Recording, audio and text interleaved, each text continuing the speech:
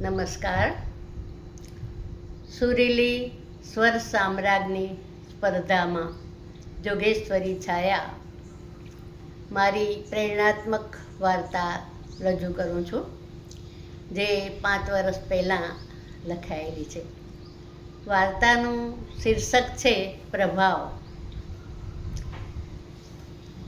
શ્યામલદાસ શેઠ ઓફિસમાં પાછળ હાથ રાખીને ધુઆ ભુઆ થતા આટા ફેરા મારે છે. ઘડિયાળ સામું જોઈ, વળી થોડીક વાર બારણા સામું જોયું, ત્યાં જ બેલ રણકી અને પ્રભાવ આવ્યો. આ કાંઈ આવવાનો ટાઈમ છે? કેટલા વાગ્યા?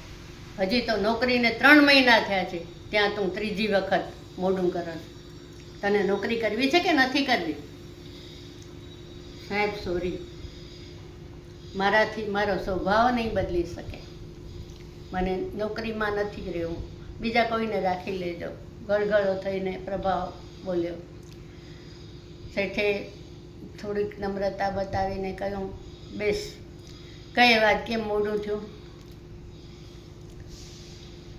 સર, હું એક્ટિવાથી કલ્યાણ ફાટક પાસે પહોંચ્યો, ત્યાં ટ્રાફિક જામ હતો અને એક ગાડીને અકસ્માત નડ્યો અને મારાથી ન રહેવાયો. બધા જ પસાર થતા હતા, પણ હું ત્યાં ઊભી રહ્યો અને દવાખાને મોકલવાની આ બધી વિધિમાં મને એટલો સમય પસાર થઈ ગયો.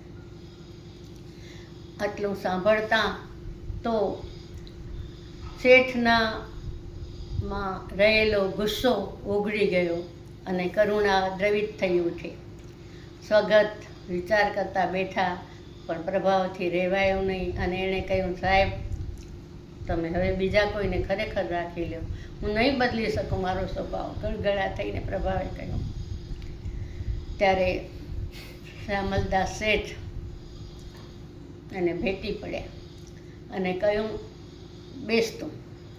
હું પણ એ કલ્યાણ ફાટક પાસેથી એ જ સમયે પસાર થઈ રહ્યો હતો.